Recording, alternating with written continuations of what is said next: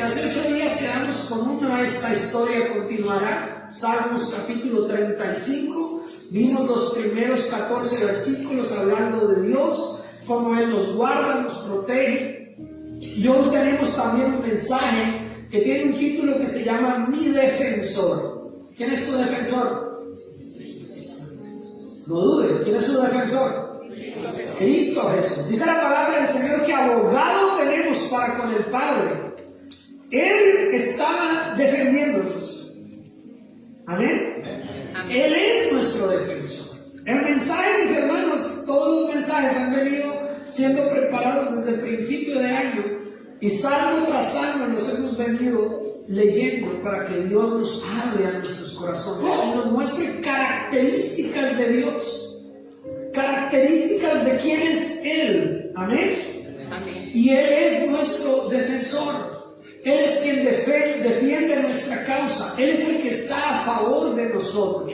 Mira, hermanos, antes de yo empezar a profundizar en el mensaje, tengo que de alguna manera alinearnos con lo que terminamos hace 8 días, pero más que eso, alinearnos con todo lo que hemos escuchado durante todo el año. Estamos cerca de terminar el año y no hemos hecho sino ver mensajes que hablan de quién es Dios para nosotros. ¿Es verdad o no es verdad? Entonces, cuando entendemos eso, nos damos cuenta que más que David como escritor de la mayoría de los salmos, y más que sus historias, que pueden ser terribles o emocionantes, es Él siendo usado por Dios para revelarse a la iglesia, a nosotros, de quién es Dios. Y así como Él fue con David, es contigo. Amén. Así como Él fue con David, es contigo. Amén. Amén. Creo que todavía no están convencidos. ¿Sí saben de cuál David estoy hablando? No de mí, de David el rey. ¿Sí? Y David el rey es uno de los personajes que más historias tiene y que más momentos espirituales de fortalecimiento, de entrega, de compromiso con Dios hay. Es uno de los personajes más relevantes de toda la escritura después de Cristo. Y David es uno de los personajes que más le atribuye características a Dios dentro de sus escritos. David es el escritor dentro de la Biblia que más compara su relación de vida con la vida de Cristo. Y tanto así que David se conoce como un hombre conforme al corazón de Dios. Cuando entendemos que David es nuestro defensor, entendemos que Jesús, que Dios es nuestro defensor, entendemos que Dios, cuando el Señor dice que abogado tenemos para con el Padre, que es Jesús, eso nos cambia a nosotros toda la perspectiva que a veces tenemos de Dios y de nuestra relación con Él. Entre más cerca tú estés de Cristo, entre más conozcas a Jesús, más ves su amor, su bondad, su protección. Amén. Amén. Pero cuando estamos distantes, cuando estamos lejos de Dios, pareciera que en lugar de ver un defensor vemos un acusador. Pareciera que en lugar de ver a un Dios que quiere nuestro bienestar, vemos a alguien listo para castigarnos. Pero esa disociación es la distancia que hay de nuestro corazón a Él. Domingos atrás, no recuerdo cuál, hicimos la comparación de cuando alguien nunca ha visto un avión y no sabe realmente su tamaño, y de pronto solo los ve volar y dice: esos aviones no son tan grandes, mire, son pequeñitos. Pero el día que va a un aeropuerto o el día que logra estar en un hangar, en un lugar donde lo puede ver, se da cuenta que el avión es gigantesco, es grande, y que las solas ruedas pueden ser más grandes que uno mismo, que un solo carro.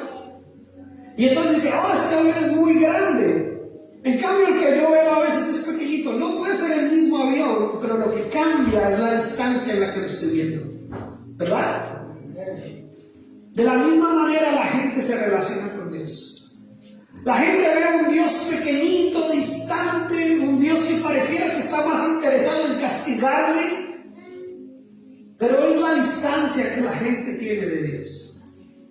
Cuando nos acercamos a Dios vemos un Dios grande, un Dios poderoso, un Dios cercano, y nos damos cuenta que Él está más interesado en defenderte, en protegerte, en amarte, en perdonarte, en restaurarte, que en castigarte o mantenerte ahí como si usted estuviera con un lazo dando. Pero la mentalidad de mucha gente, y aún dentro de la iglesia cristiana, es que Dios todo el tiempo está ahí listo para castigarte. Esa es la mentalidad. La gente vive creyendo que se tiene que portar bien para que Dios no lo castigue. ¿Es verdad o no es verdad? Pero ahora yo quiero ir siempre a la relación que a mí más me gusta comparar para relacionarnos con Dios. Y es la relación entre padres e hijos. Hablemos de buenos padres dentro de lo que cabe, ¿verdad? No vamos a hablar de padres malos. Vamos a hablar de la mayoría. Aquí, ¿cómo son? ¿Buenos o malos? No se atreven ni a contestar. Bueno, buenos padres. Hablemos del promedio de padres que uno cree que la mayoría son ¿qué? Buenos. No dije perfectos. Dije que intentan o que son buenos porque quieren hacer lo mejor que pueden, ¿verdad? O queremos. ¿Qué padre se levanta todos los días queriendo castigar a sus hijos solamente porque es papá? ¿Qué padre todo el día está buscando a ver en qué momento se nos equivoca para caerle con un rejo? ¿Qué padre de nosotros está todo el tiempo buscando solamente viéndole el más mínimo error a sus hijos para poderlos castigar? ¿Qué padre se levanta, qué madre se levanta diciendo, vamos a ver hoy cómo lo castigo? ¿Sí? No, ¿verdad que no es así? Nosotros al contrario, vamos a levantarnos a hacerles el desayunito a mis chinitos de 25 años. Vamos a ver cómo les consentimos, vamos a ver cómo les preparamos. Le voy a comprar estos zapaticos, mire, vi esto para mi hijo, y vivimos en función de nuestros hijos. Vivimos pensando siempre, tratando de sostenerles el mundo a veces. Queremos protegerlos, queremos que todo salga bien. Ese es normalmente el estándar. No quiere decir que lo logremos siempre, ¿verdad? Nos equivocamos, fallamos, pero lo intentamos, ¿verdad? Así que si nosotros, dice la palabra, siendo malos, sabemos hacer cosas buenas por nuestros hijos, sabemos cuidarlos, protegerlos, amarlos, ¿cuánto más nuestro Padre que está en los cielos sabrá dar buenas cosas a sus hijos? Y lo más grande que nos ha dado es el Espíritu Santo. Entonces nosotros podemos ver que Dios no es ese Dios castigador con el que la sociedad, ¿sabe quién quiere hacernos ver así? El mundo, la sociedad, el enemigo de Dios quiere que nosotros veamos a un Dios que todo el tiempo quiere castigarte, lastimarte, que está esperando que tú te equivoques para caerte con juicio. Pero ese no es el Dios de la Biblia, mis hermanos. Sí, pastor, pero castigaba así, pero no a sus hijos. Esa es la gran diferencia. Si tú eres un hijo de Dios, Él busca, claro, corregirte, disciplinarte, pero lo que más está interesado es que tú tengas una relación correcta con Él. Claro, la palabra del Señor dice que el padre que no corrige, no castiga, no disciplina a sus hijos, les tiene por bastardos. Así que la corrección de Dios es necesaria, la disciplina de Dios es necesaria, pero ni nosotros queremos estar castigando a nuestros hijos todos los días, mucho menos Dios. El castigo eterno no es porque Dios quiera enviarnos allá. El castigo eterno es porque el hombre le ha querido dar la espalda a Dios y se quiere ir para allá. ¿Sí estamos? Se lo repito para los que de pronto se lo quieren. El castigo eterno no es que Dios lo preparó porque quiere castigarnos. Empezando que lo preparó fue para Satanás y sus demonios. Pero el castigo eterno, si la gente se va allá, no es porque Dios los quiera mandar para allá, es porque la persona le dio la espalda a Dios y solita se quiere ir para allá. Porque al contrario, Dios envió a su Hijo para que todo aquel que en Él crea no se pierda, no se vaya a la condenación eterna, sino que tenga vida eterna. O sea, Él es tu defensor, Él es mi defensor. Pero lo que tiene que asegurarse en este tipo de predicación tienes la relación correcta. Porque Él es defensor de ¿quiénes? De sus hijos. Él es defensor de su pueblo, de su iglesia. Entonces, más importante, yo tengo que asegurar, soy un hijo de Dios, soy una hija de Dios, soy parte de su pueblo, soy parte de Él. O estoy mirando de lejos como el que ve los toros desde la barrera. O estoy mirando desde afuera en lugar de estar consciente de quién es Dios para mí. ¿Es Dios tu Padre? A ver, contéstese las preguntas. ¿Es Dios tu Padre? Entonces, si tú eres un hijo de Dios, no nos podemos seguir mirando a Dios como el castigador. Ahora, Dios sí es un Dios justo y no va a tener por inocente al culpable ni por culpable al inocente. Pero lo que garantiza nuestra inocencia no son nuestras acciones. Lo que garantiza nuestra inocencia es haber sido lavados y comprados por la sangre del Cordero. Y si tú has sido lavado, comprado por la sangre de Cristo Jesús, tus acciones ahora dan evidencia de eso, que es diferente. ¿Amén? Entonces sí, Dios es nuestro defensor. Dios es ese Dios cercano, amoroso. Con mayor razón, hermanos. Ya iba a empezar a leer y el Espíritu Santo me dijo, falta algo. Con mayor razón debemos vivir una vida agradable y en obediencia a Dios. Porque si los hijos terrenales que tienen padres malos, no ustedes, sino la gente que ha tenido padres verdaderamente malos, violentos, irresponsables, que los tratan a las patadas. Yo tuve un caso en mi escuela cuando yo era niño, que tuve un compañero que él lloraba todos los meses por las calificaciones. Y él le pedía, casi que rogándole, esto es verdad, mis hermanos, casi rogándole a los compañeros que les iba muy bien, que no les fuera tan bien, que dejara que a él le fuera mejor. Porque el papá todos los meses le daba unas golpizas si no ocupaba los primeros lugares en la escuela.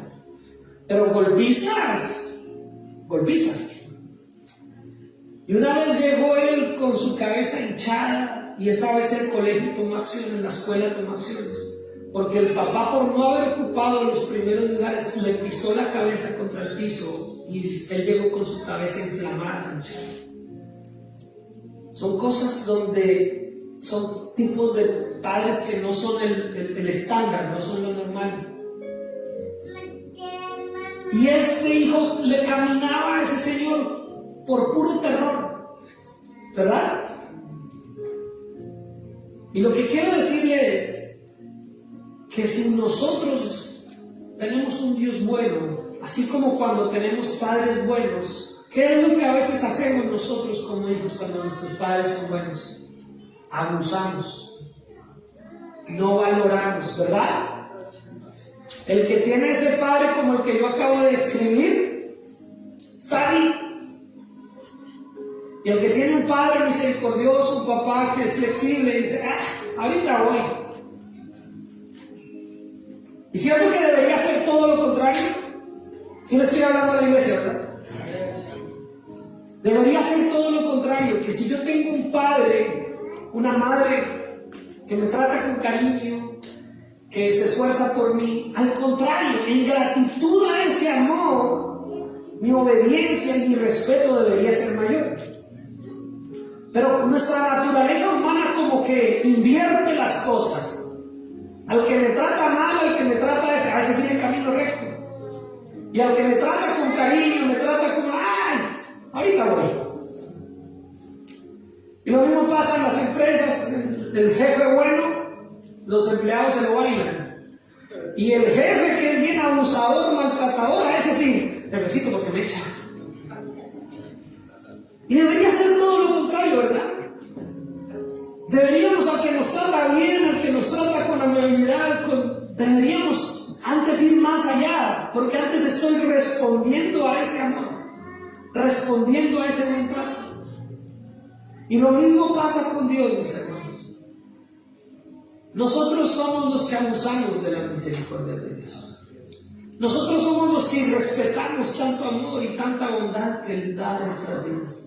Y cuando vienen los males a nuestra vida, cuando vienen, queremos echarle la culpa a Dios, pero no fue Dios.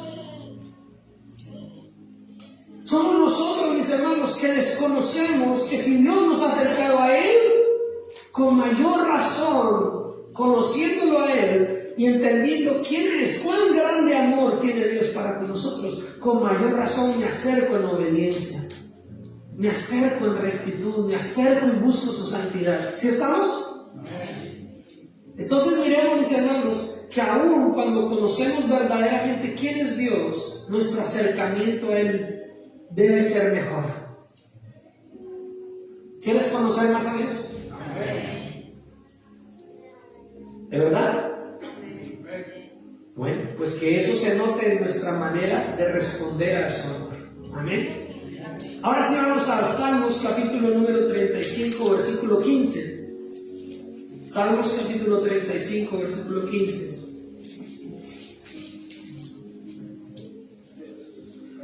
Si usted recuerda, David el salmista estaba hablando de que él oraba por otros, aun cuando él antes se preocupaba por sus enemigos, aún oraba por ellos como si fuera por su propia madre.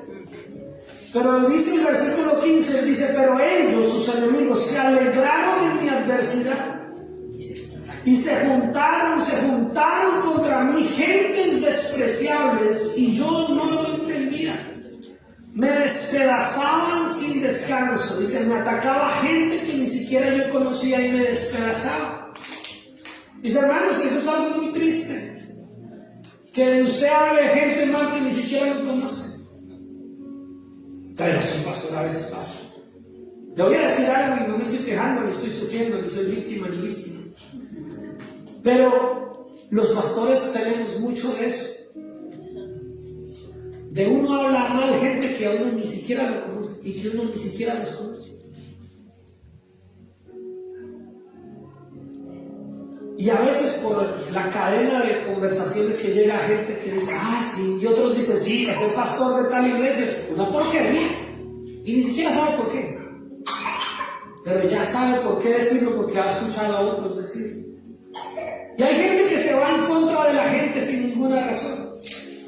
Y dice que como lisonjeros, escarnecedores y truanes crujieron contra mí sus dientes. Gente lisonjera y escarnecedora, gente que se burla, gente que insulta, gente que lastima con sus palabras. Y el salmista entonces hace una pregunta. Dice, Señor, ¿hasta cuándo verás esto? Recordemos, mis hermanos, que el salmista en este capítulo 35 muestra su desesperación humana, muestra su debilidad humana y siente como que Dios no lo está escuchando, pero en medio de eso recuerda también quién es Dios. Y el salmista le dice, Señor, ¿hasta cuándo verás esto? Rescata mi alma de sus destrucciones, mi vida de los leones. Pero entonces aquí es esa lucha que vive el salmista, y es la misma lucha que vivimos usted y yo, que hay momentos que sentimos que Él nos abandona, pero luego recordamos quién es Él y le decimos, Señor, pero solamente en ti confío. Señor, pero solamente tú eres mi salvación. Y el salmista le dice, Señor, te confesaré.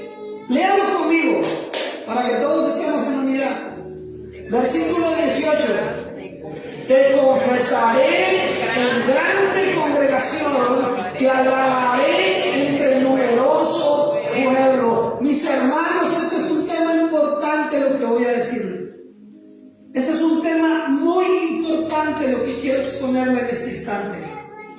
Usted se da cuenta ahí que el salmista estaba pasando por un problema serio.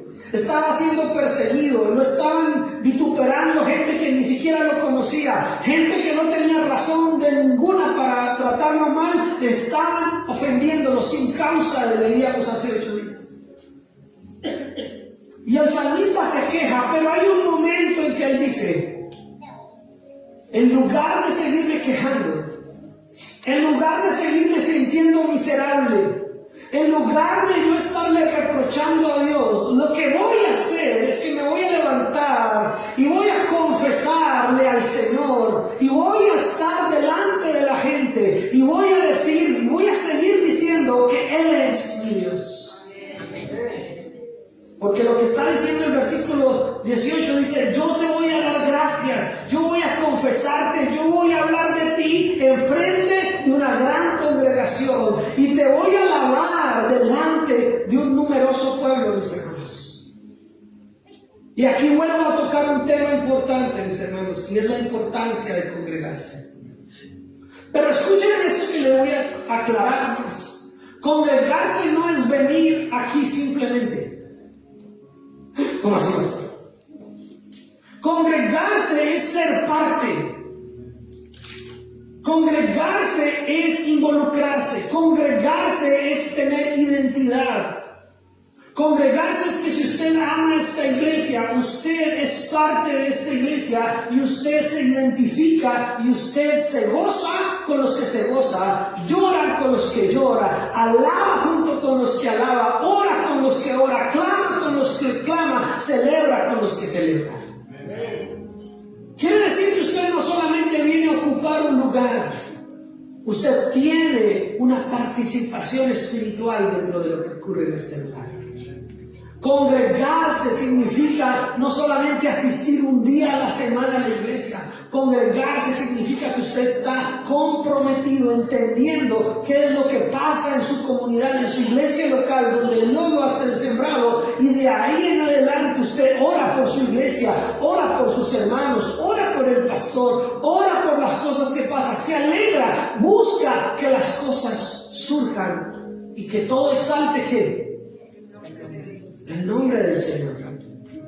Entonces el salmista está diciendo: en lugar de yo quedarme aquí viendo cómo las cosas se vinieron en contra mía, yo voy a ir a congregarme, yo voy a darte gracias, yo voy a entonar. Por eso el tiempo de alabanza, mis hermanos, no es casualidad. Yo no lo hago de una manera improvisada. Yo sé lo que voy a predicar y de una vez en la alabanza le estoy dando el mensaje. Ahora, ¿ustedes se dan cuenta o no se dan cuenta? Hoy alabamos, mis hermanos, con base en lo que yo iba a predicar. Hoy alabamos entendiendo, mis hermanos, que usted no puede estar callado. Que usted no puede estar callada aquí. No es un tema de saberse las canciones o de no sabérselas. No es un tema de si le gusta o no le gusta. Es un tema de que si aquí estamos para alabar al Señor, usted no se quede como un espectador, usted alabe. Porque el salmista, en medio de sus problemas, dijo: yo voy a ir a alabarlo delante de mucha gente. En otras palabras, voy a mostrarle a otros que en medio de mis problemas yo no voy a dejar de amar a Dios. Que en medio de esta enfermedad yo seguiré amando a Dios.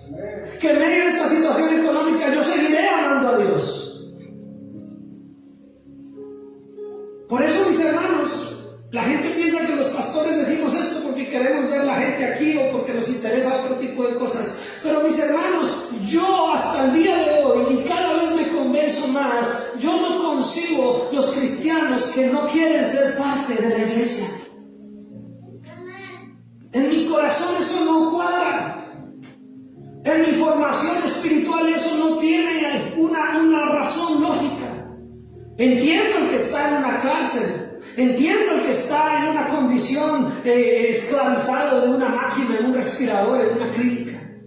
Entiendo los que están pasando por una situación que les impide en sus fuerzas humanas poderse congregar. Pero el que puede, el que tiene cómo, el que sabe que hay un lugar, el que tiene una iglesia y decide no congregarse,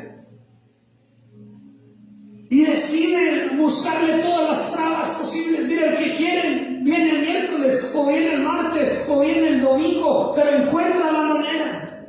Porque yo sé que hay hermanos que trabajan a veces, pastor, no, entiendo, pero el que quiere lo encuentra. El que quiere de verdad buscar la manera, si no puede ir el domingo, voy el miércoles, voy el martes, busco la manera, hago lo que sea. Hoy en día tenemos estos medios, pero esto no reemplaza la comunión.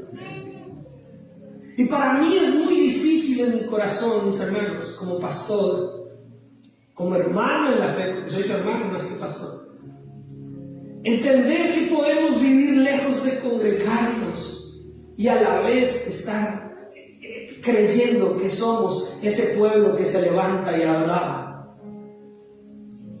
Es necesario, porque cuando usted viene acá, usted está luchando. Vuelvo y le digo, hay una lucha espiritual.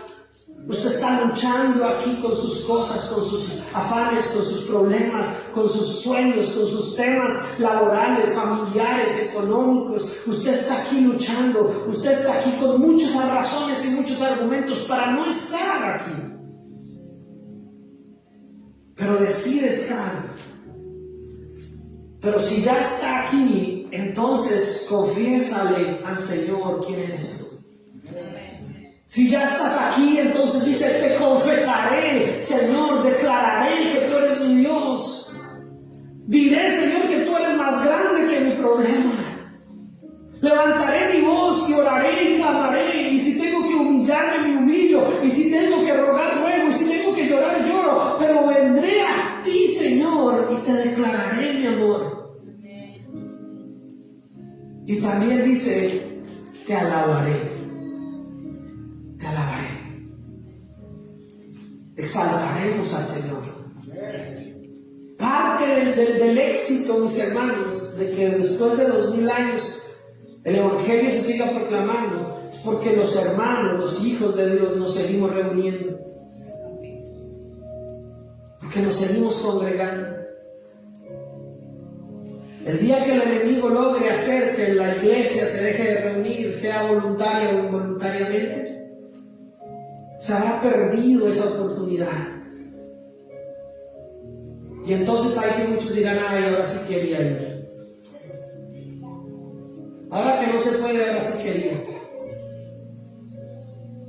Pero mientras nosotros podamos, es necesario que nosotros realmente le digamos al Señor, te alabaré en numeroso Padre. Y busquemos acá estar como hermanos y decir, Señor, aquí estoy con mis problemas. Los de aquí al lado no saben cómo estoy yo. Los de aquí al lado no saben cómo estoy yo. El hermano que está atrás no sabe cómo estoy yo. Pero tú sí sabes, Señor. Pero tú sí sabes, Señor. Y yo te alabo. Y yo te glorifico. Y entonces dice en el versículo 19, dice, no se alegren de mí los que sin causa son mis enemigos. Mis hermanos, cuando nosotros servimos al Señor sin causa, vamos a tener enemigos. Sin causa. Por el simple hecho de que tú eres cristiano, por el simple hecho de que tú buscas a Dios, habrá alguien que ya está irritado, molesto contigo. Y si te ve feliz, se enoja. Y si ve triste, te ve triste, se alegra. Y van a hablar mal de nosotros y van a hacer cosas. Pero nosotros sabemos en quién hemos confiado. Y lo que podemos es hacer lo que hace el salmista, decir, Señor, clama a ti, no se alegres, Señor, no permitas. Ni los que me aborrecen sin causa, que guiñen el ojo, porque no hablan paz, y contra los mansos de la tierra piensan palabras engañosas. Ensancharon contra mí su boca. Dijeron, ea, nuestros ojos lo han visto. Para los que no saben qué es ese ea, es como alguien que está diciendo, ay, mire, yo lo vi que estaba fallando. Ay, mire, yo vi al pastor allá, como que el pastor no estaba orando, yo lo vi. Ay, yo vi a la hermana allá en el mall. Ay, yo vi, y es gente que está buscando cómo mirar al cristiano y verle algo malo para decir, no es tan bueno como se las da. No está, ¿de qué le sirve ir a la iglesia? O acusándonos, o están ahí. Pero déjenme que esto va más allá. Y dice la palabra del Señor, tú nos has visto, oh Jehová, no calles, Señor, no te alejes de mí. Muévete y despierta para hacerme justicia. Dios mío, Señor mío, para defender mi causa. Versículo 24, júzgame conforme a tu justicia, Dios mío, y no se alegres de mí. Si usted nota, hay dos cosas en el versículo 23 y 24. Primero, en el 23, David le pide justicia al Señor. ¿Amén? Amén. ¿Sí está conmigo? Amén. Pero en el 24 le dice, júzgame conforme. El salmista le está diciendo, Señor, defiende mi causa. haz justicia a mi causa, pero no se está eximiendo él de ponerse a la justicia de Dios. Porque ese también es el tema de a veces nosotros como cristianos. Queremos que Dios nos defienda, queremos que Dios opere con los demás así, con justicia, y no permita que nada malo ni nada me hagan a mí. Pero cuando soy yo el que tengo que ponerme delante de Dios y que Dios me examine a ver si yo he fallado, ahí sí no queremos a ese Dios tan estricto. Ahí sí queremos al Dios que sea flexible conmigo. Pero el salmista en el 23 le dice: Señor, hazme justicia, no permitas que las cosas sean injustas conmigo. Pero en el 24 le dice: Señor, pero yo también me pongo en tu justicia. ¿Sí está conmigo? El salmista también le dice: Señor, pero yo también me coloco para que tú me examines, para que tú me mires. Y no digan en su corazón: alma nuestra, no digan: le hemos devorado. Sean avergonzados y confundidos aún a los que mal se alegran. Vístanse de vergüenza y de confusión los que se engrandecen contra mí. El salmista está diciendo: Señor, yo no quiero que el enemigo salga victorioso. Pero déjeme decirle algo: el salmista lo decía cientos de años antes de la venida de nuestro Señor Jesucristo.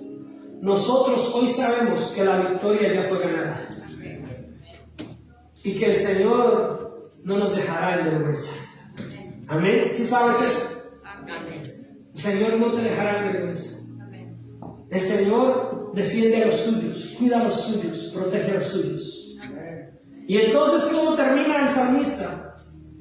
Dice: canten y alegren los que están a favor de mi justa causa, y digan siempre que sea exaltado Jehová, que ama la paz de sus siervos. Y mi lengua, ¿qué dice? Y de tu alabanza, ¿cuándo? Todo el día. El solo domingo, 2 horas. Mira, aquí vamos a ir terminando, porque el mensaje hoy es corto pero directo. El asunto es este: el salmista ha expuesto su corazón delante de Dios. El salmista ha tenido pensamientos y sentimientos de abandono, como si Dios se hubiera olvidado de él. Pero el salmista vuelve a Dios y reconoce quién es Él y le dice: Señor, en lugar de quedarme yo en mi derrota, en mi tristeza y en mi problema, Señor, yo voy a dejar la queja y más bien voy a ir a congregarme, voy a ir a levantar tu nombre, voy a exaltarte, voy a alabarte, Señor, y voy a seguirte, Señor. Y Señor, yo voy a clamar a ti y pido justicia por las cosas que están siendo injustas en mi vida. Pero también, Señor, yo me pongo delante de ti para que tu justicia me evalúe, porque si tú eres justo, yo también quiero ser motivo de justicia para ti. Amén. Y el salmista entonces confía en que Dios no lo va a dejar avergonzado, y al final dice: ¿sabe qué? Más bien todos juntos, todos los que están en el mismo sentir. Yo se lo puedo decir como pastor y también me llamo David.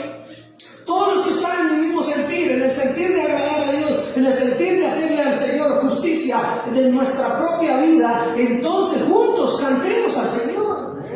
Entonces juntos alabemos al Señor. Entonces juntos digamos: sea exaltado Jehová. Y entonces juntos amemos a Dios como Él debe ser amado. Pero al final hace un compromiso. Porque lo que hace en el versículo 28 es un compromiso. Y ahí es donde quiero que usted sea bien responsable con lo que ha venido hoy a hacer aquí. ¿Vas a salir de aquí solamente habiendo escuchado un mensaje? ¿O vas a salir de aquí con un compromiso en tu corazón delante de Dios? ¿Cómo quieres salir? Digo, hermano. O sea, el compromiso es el mismo compromiso de David. David termina este salmo comprometiéndose a algo. Dice: mi lengua, mi boca, mis palabras hablará de tu justicia, hablará de tu voluntad, y mis labios todo el día van a alabarte. Así que si estás acostumbrado a quejarte más que alabar, hoy tienes que salir con el compromiso de cambiar eso. ¿Sí estamos? Yo les quiero hablar a la gente inteligente, entendida. La mayoría de los que están aquí, adultos mayores de edad. El compromiso no es conmigo. El compromiso es con usted mismo y con Dios. El compromiso es que si queremos que Dios obre a nuestro favor, nosotros vamos a orar en favor de Dios. Si queremos que Dios opere con su justicia en nuestras vidas, nosotros vamos a hablar de su justicia. Si queremos que Dios siempre esté ahí como nuestro defensor, entonces vamos a alabarlo en lugar de vivir una vida de queja. Amén. Y todo este salmo, mis hermanos, pareciera que hablara de nosotros. Pobrecitos nosotros, ¿verdad? ¿Cómo nos toca? Pero en sí este salmo está hablando de uno que realmente nunca hubo motivos para que la gente se levantara contra él. Y es el mismo Señor Jesucristo. El único que encaja a la perfección en este salmo es Cristo. El único que sin causa le pasó de todo fue Cristo. Todos nosotros hemos sido culpables de algo. Y somos culpables de muchas cosas.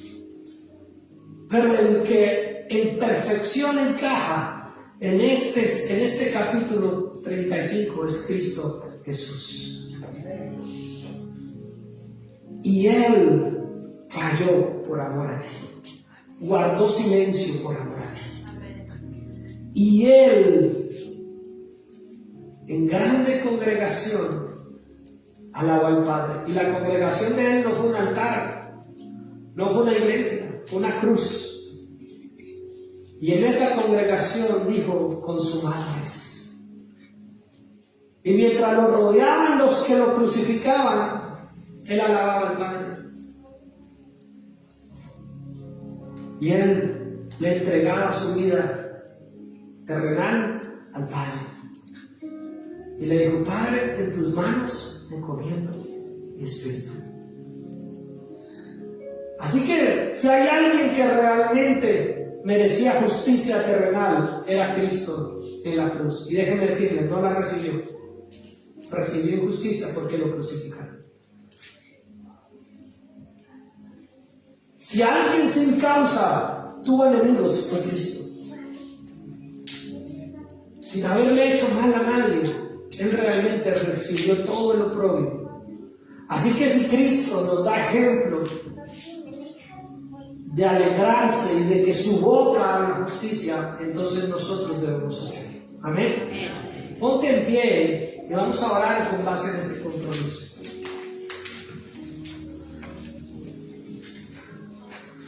Y se lo pido como amigo. Olvídense que soy pastor. Olvídense que soy el que estoy predicando. Se lo digo como amigo, como compañero de este caminar de vida cristiana, como hermano.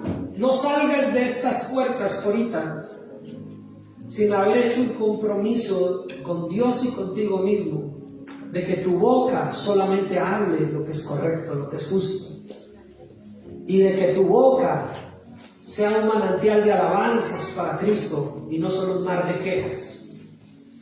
Cierra tus ojos a Él. Padre Celestial,